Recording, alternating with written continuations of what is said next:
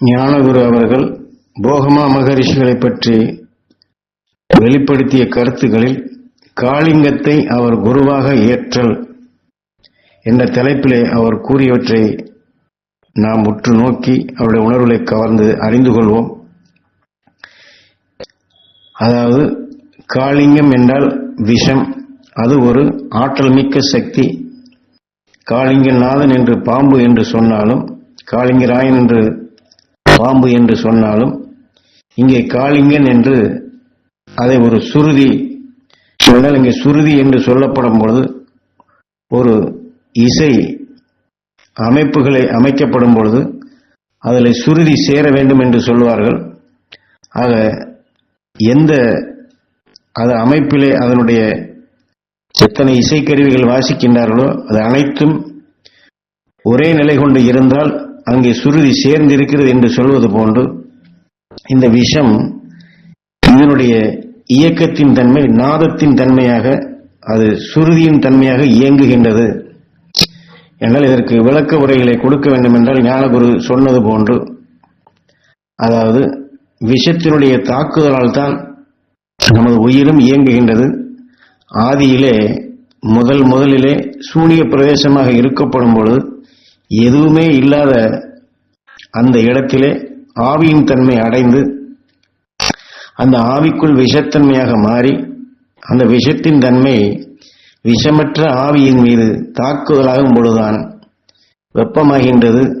அது ஒரு இயக்க சக்தியாகவே உருவாகின்றது. ஆக அதைத்தான் இங்கே அந்த தாக்குதலைத்தான் சுருதி என்று சுட்டிக்காட்டி, இப்பொழுது ஒரு நாதம் ஒரு சப்தம் கேட்டால் சகல, அதாவது ஒளி ஒளி ஒளி அதற்கப்புறம்தான் நீர், இப்படி ஆரம்ப நிலைகள் எல்லாமே இப்படித்தான் வரிசையாக தோன்றியது. சப்தம், அதிர்வு, மோதல், அந்த சப்தத்திற்கு அந்த மோதலுக்கு அதில் வரக்கூடிய நாதத்திற்கு அதனுடைய சுருதிக்கு காரணமே இந்த விஷம். என்றால் விஷம் என்றால் நாம் சகஜ வாழ்க்கையில் நாம் ஒரு மனிதன் அந்த விஷத்தை குடித்தால் அல்லது விஷம் பட்டால் நம்மை சுருட்டிவிடும், தாக்கிவிடும், அழித்துவிடும் என்று இப்படித்தான் காரண பெயர்களை நாம் சிந்தித்துக் கொண்டிருக்கின்றோம். ஆனால் அன்று ஞானிகள் வைத்த பெயர் காளிங்கம். ஆக விஷத்திற்கு அப்படி ஒரு காரண பெயரை வைத்து அது இயக்க சக்தியாக, அந்த இயக்கத்திற்கே மூலமாக இருக்கின்றது. நமது உயிரும் விஷத்தின் தாக்குதல் இல்லை என்றால் நமது உயிருக்கே இயக்க சக்தி இல்லை. நமது உயிரை கடவுள் என்று சொல்லுகின்றோம், உயிருக்குள் தொடர்ந்து வெப்பம் இருக்கிறது என்று சொல்லுகின்றோம்.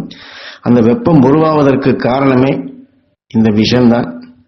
ஏனென்றால் இது விஷம் என்று நாம் வெறுமன தமிழ் சொல்லாக ஒரு கடுமையானது என்று மட்டும் நாம் எண்ணாதபடி மூலக்கூறுகளை நாம் தெரிந்து கொள்வதே நல்லது. ஏற்கனவே ஞானகுரு நமக்கு சொன்னது போன்று, அதாவது வேப்ப மரத்திலிருந்து வெளிப்படக்கூடிய மனம் ஒரு 10%, ரோஜாப்பூ செடியிலிருந்து வெளிப்படக்கூடிய மனம் ஒரு 3%, விஷச்செடியிலிருந்து வரக்கூடிய அந்த விஷமான உணர்வு அது ஒரு 1%. இப்படி சந்தர்ப்பம் இந்த மூன்றுமே ஒன்றுக்கொன்று, அதாவது ரோஜாப்பூவின் மனம் வேப்ப மரத்தினுடைய மனத்தை கண்ட பின் அஞ்சி ஓடுகின்றது. ஆனால் வேப்ப மரத்தினுடைய உந்து விசை கொண்டு அது விரட்டுகின்றது. ஆனால் அப்படி ஓடிக்கொண்டிருக்கும் நேரத்தில் விஷச்செடியிலிருந்து உமிழ்த்தப்பட்ட அந்த விஷமான மனங்கள் அது அருகிலே போன பின் இந்த ரோஜாவினுடைய மனம் அதில் பட்டதும் சுழல தொடங்குகின்றது. ஒரு பிரேக் அடித்தது போன்று அதற்கு மேல் தாண்டி செல்ல முடியாதபடி அது அங்கு சுழல தொடங்குகின்றது. இப்பொழுது நாம் ஒரு எறும்பு கடித்தாலோ, கொசு கடித்தாலோ அல்லது விஷமான ஜந்துகள் கடித்தாலோ நம்மை எப்படி சுருண்டு சுழல செய்கின்றதோ, அல்லது ஒரு மனிதனுக்கு வேதனை வந்துவிட்டால் எப்படி சிந்தனை இல்லாத அவன் துவண்டு விழுகின்றானோ, அதைத்தான் இங்கு சுருதி என்று சொல்லுகின்றார். அந்த இப்பொழுது நாம் ஒரு இசை நிகழ்ச்சி கேட்டுக்கொண்டிருக்கின்றோம், அதில் ஒரு விகாரமான சுருதி வந்துவிட்டால் நம்மை உடனடியே முகம் சுளிக்க செய்கின்றது, எரிச்சல் அடைய செய்கின்றது. ஆனால் சுருதி எல்லாம் சேர்ந்து ஒரே சீராக இருந்தால் நம்மை ரசிக்கும்படி செய்கின்றது. ஆக இந்த சுருதியைத்தான் இங்கே இப்படி சுட்டி காட்டுகின்றார்கள். ஆக இதைத்தான், அதாவது இவ்வாறு ஒரு இயங்கக்கூடிய, அதாவது இயங்கக்கூடிய என்றால் இயக்கக்கூடிய, இயக்கத்திற்கே மூலமான அந்த சக்தியைத்தான் குரு என்றால், குரு என்றால் வழிகாட்டுதல் அல்லது அவரே சகலத்திற்கும் வழிகாட்டி என்று ஒரு இயக்கத்தின் தன்மையை குரு என்ற நிலையில் கொண்டு வருவது போன்றுதான் இங்கே போகர் இந்த காளிங்கத்தை குருவாக ஏற்றுக்கொள்கின்றார். இதையே இன்னும் விளக்கமாக சொல்லப்படும் போது ஆலிங்கனம், அதாவது தனக்குள் எடுத்துக்கொண்டு சுவாசித்து தனக்குள் ஒரு அணுவுக்குள் இருக்கும் விஷத்தன்மை சுவாசிக்கும் பொழுது ஆலிங்கனம் என்பது ஒவ்வொரு உணர்வுக்குள்ளும் கலந்து கொண்டது. இப்பொழுது எப்படி அந்த விஷம் அதனுடைய தாக்குதலான பின் ரோஜாப்பினுடைய மனத்தையும் பின்னாடி விரட்டி கொண்டு வந்த வேப்ப மரத்தின் மனத்தையும் இந்த விஷம் அனைத்தையுமே அது ஆலிங்கனமாக ஒன்று சேர்த்து அனைத்தும் எடை கூடி பூமியினுடைய ஈர்ப்பில் சிக்கப்பட்டு புதுவிதமான ஒரு செடியாக கருவேப்பிலையாக உருவாகக்கூடிய சந்தர்ப்பம். ஆக அந்த விஷம் தாக்குதல் ஆகும் பொழுதுதான் இந்த ரோஜா பூமியினுடைய துவப்பினுடைய சக்தியும் வேப்ப மரத்தினுடைய கசப்பின் சக்தியும் இது ஒன்றாக பிணைக்கும்படி செய்கின்றது. அந்த விஷம், அந்த மனம்தான் இதற்கு காரணம். அதைத்தான் இங்கே ஆலிங்கனம் என்று சொல்லுகின்றார். ஆக நமது உயிரும் விஷத்தினுடைய தாக்குதல் அடையும் பொழுதுதான் வெப்பமாகி இந்த வெப்பத்தின் தன்மை கொண்டு ஈர்க்கும் காந்தமாகி ஒரு கடிகாரம், அதாவது ஒரு மெக்கானிக்கல் கடிகாரம் என்று சொல்லி டிக் டிக் என்று ஓடுவது போன்று இந்த துடிப்பின் நிலைகள் கொண்டு அருகில் இருப்பதை கவரக்கூடிய அதையும் அது ஆலிங்கனமாக்குகின்றது. ஆக இந்த உயிருக்குள் இருக்கக்கூடிய விஷத்தன்மை தான் மற்றொன்றை தனக்குள் கவர்ந்து ஆலிங்கனம் இணைத்துக் கொள்கின்றது, பிணைத்துக் கொள்கின்றது. ஆக தாம் சுவாசிக்கும் உணர்வின் தன்மையே அது காளிங்கம். அது தனக்குள் சேர்த்து ஆலிங்கனமாகி அந்த உணர்வின் இயக்கத்தின் தன்மைதான் காளிங்க நாதன். அந்த உணர்வின் தன்மை நாதத்தின் தன்மை கொண்டு இயக்குகின்றது என்று காளிங்கனார், அதாவது விஷத்தின் ஆற்றலின் தன்மை இயங்குகின்ற நிலையில் அதுவும் குருவாக பின்பற்றி உலகின் இயக்கத்தின் எண்ண அலைகளை அது எவ்வாறு சுவாசிக்கின்றன என்றால் இந்த சுவாசத்திற்கு காரணமே என்றால் விஷம் ஆதியிலே விஷமற்றதை தாக்கும் பொழுதுதான் அங்கே வெப்பம் காந்தம் இப்படி வரிசையாக உருவாகி அது மேகக்கூட்டங்களாகி நீராக மாறி எடை கூடி சுழன்று மற்றொன்றை கவரக்கூடிய நிலை. ஆக அந்த விஷம் ஆதியிலே தாக்குதலாகும் பொழுதுதான் ஒரு பொருளாக மாறுகின்றது. அந்த பொருளுக்குள் மீண்டும் பல பொருள்கள் அதில் எடை கூடி நகர்ந்து சுழலும் பொழுது ஈர்க்கப்படும் பொழுது அதுவே ஒரு கயிறாக, அதைத்தான் இங்கே சுவாசம் என்று சொல்லுகின்ற அந்த சுவாசிக்கக்கூடிய நிலைதான் பிணைத்து அந்த கோளை பெரும் கோளாக மாற்றுகின்றது. ஆக அதைத்தான் இங்கே வியாசகர் சுட்டி காட்டப்படும் பொழுது மேரு என்ற மலையை மத்தாக வைத்து வாசி என்ற பாம்பை கயிறாக வைத்து பார்க்கடலை கடைந்தான் என்று இந்த பூமியினுடைய இயக்கத்தை, ஆக இந்த பூமிக்கு அந்த வாசுகி அந்த விஷம் தான் அதற்கு ஒரு கயிறாக தொடர்ந்து சுவாசிக்கும்படி செய்கின்றது. ஆக இந்த விஷத்தின் தன்மையைத்தான் இங்கே போகமா மகரிஷி அது எவ்வாறு தொடர்ந்து சுவாசிக்கும் நிலையை உருவாக்குகின்றது என்றால் அந்த சுவாசம் இல்லை என்றால் ஜீவன் இல்லை. இப்பொழுது நமது உயிருக்குள் அந்த விஷத்தின் தாக்குதல் இல்லை என்றால் நமக்கு அந்த சுவாசம் இல்லை, நம்மால் இயங்க முடியாது. அந்த விஷம் தொடர்ந்து தாக்குதல் ஆகும்போது அந்த சுவாசமும் ஏற்படுகின்றது. என்னால் இந்த நுண்ணிய நிலைகளை புரிய வைப்பதற்குத்தான் இந்த விளக்குரைகளை ஞானகுரு கொடுக்கின்றார். அந்த விஷத்தினுடைய ஆற்றல் எதனெதனில் கலக்கப்படுகின்றதோ அதற்குள் அடங்கி அது தனக்குள் ஆற்றல் மிக்கதாக செயல்படுகின்றது.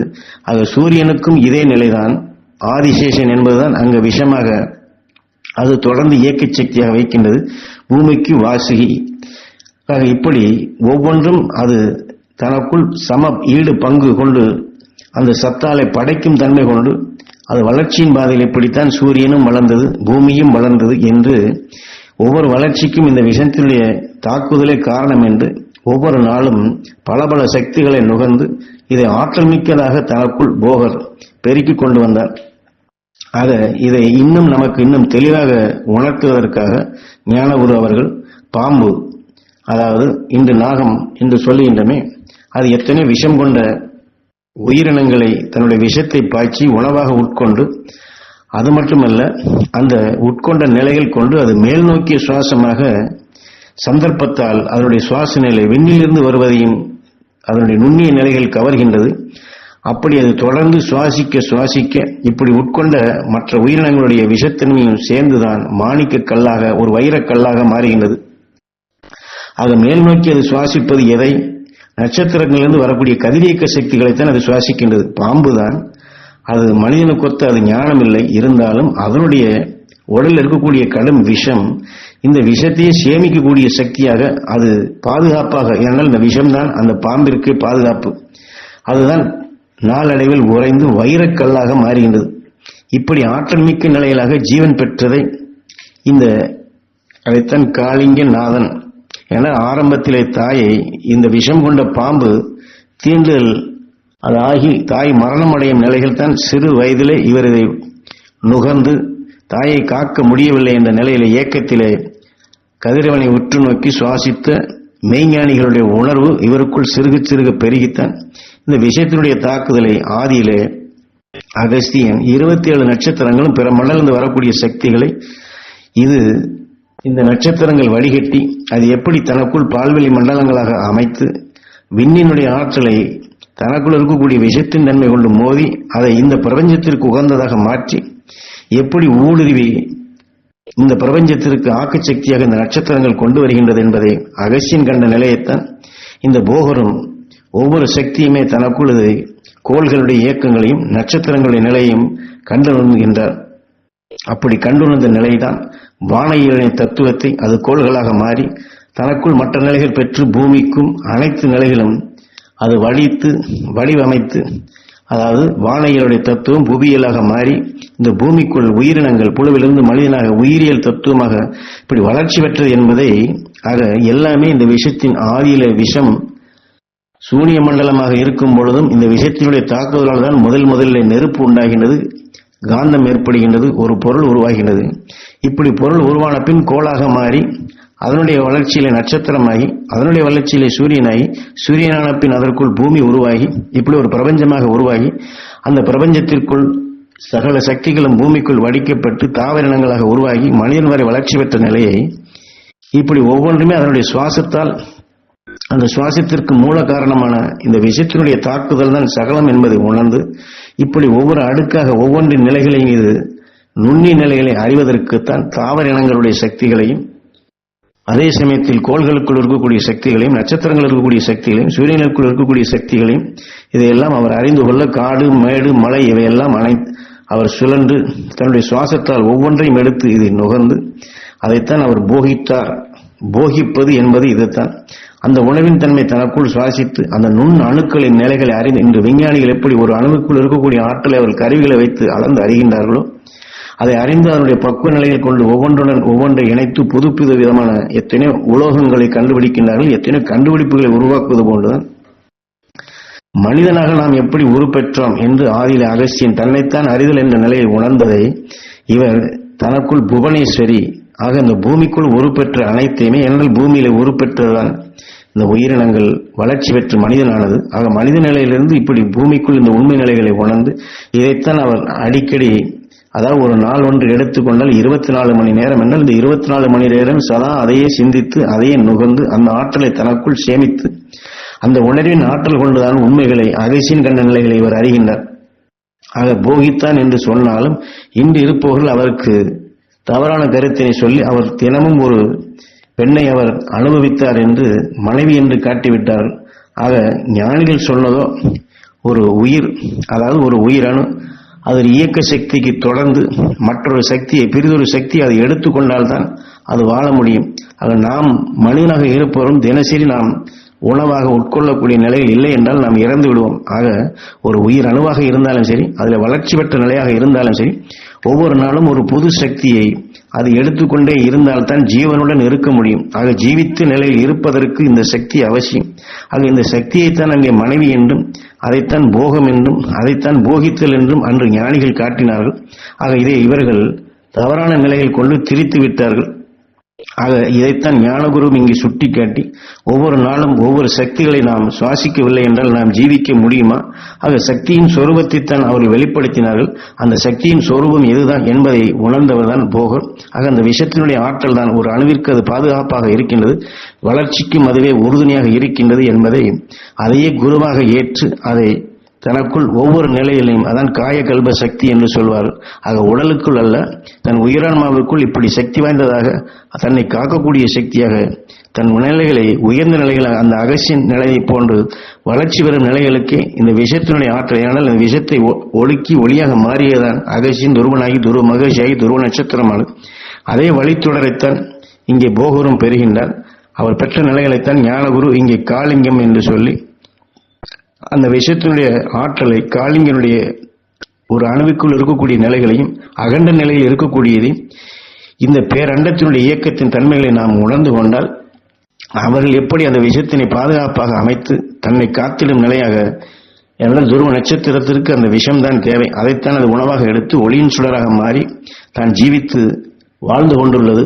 அதே பருவ நிலைக்கு அதே பக்குவ நிலைக்கு போகர் பெற்ற போகமா மகரிஷி தனக்குள் காளிங்கரை குருவாக ஏற்று தனக்குள் அதை பாதுகாப்பாக வளர்த்து அவரும் இன்று எப்படி சப்தரிஷி மண்டலத்தின் ஒரு அங்கமாக அழியா நிலையில் கொண்டு வாழுகின்றாரோ, அந்த போகமா மகரிஷியினுடைய அருள் சக்தி பெற்று நாமும் இந்த விஷத்தினை சம பங்கு ஈடு படைக்கக்கூடிய சக்தியாக விஷத்தின் தாக்குதல் உயிர் உருவாகி நாம் இந்த உடல் பெற்று வளர்ச்சி அடைந்தது போன்று இந்த உடல் பெற்ற நிலையிலிருந்து அந்த உயிரை போன்ற உணர்வு ஒளியாக மாற்றிய கூட்டமைப்பை இந்த விஷத்தை அது பாதுகாப்பான நிலையில் நாம் என்றால் துருவ நட்சத்திரம் நீல நிறமாகத்தான் அதோட ஒளிக்கட்டைகள் வீசுகின்றது.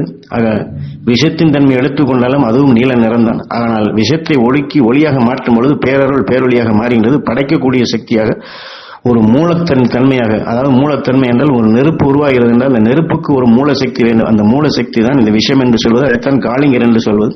அந்த காளிங்கனைத்தான் இவர் குருவாக ஏற்றுக்கொண்டு அந்த சக்தியைத்தான் தனக்குள் வளர்த்து கொண்டால் அவர் வளர்த்து கொண்ட அந்த போகமா மகரிஷி வளர்த்து கொண்ட அந்த சக்தியை நாமும் பெறுவோம். அதை நாம் பக்குவமான நிலையில் மாமகரிஷி ஈஸ்வராய குருவர் காட்டிய வழியில் அதை பெறுவதற்கு அந்த விஷத்தை ஜீரணிக்கக்கூடிய சக்திக்கு, இந்த விஷத்தை ஜீரணித்து ஒளியாக மாற்றக்கூடிய சக்திக்குத்தான் இந்த உபதேசங்களை எல்லாம் ஞானகுரு நமக்கு ஆரம்ப காலத்தில் போகனும் முருகனும் என்ற தலைப்பிலே ஒவ்வொரு நிலைகளாக படிப்படியாக நமக்கு எடுத்து காட்டினார்கள். அவர் உணர்த்திய அந்த பேருண்மைகளை, போகமா மகரிஷி கண்ட அந்த ஆற்றல்களை, போகமா மகரிஷி குருவாக பெற்ற நிலைகளை, போகமா மகரிஷி ஒளியான அந்த உணர்வுகளை நாமும் பெறுவோம். ஓம் ஈஸ்வரா குருதேவா.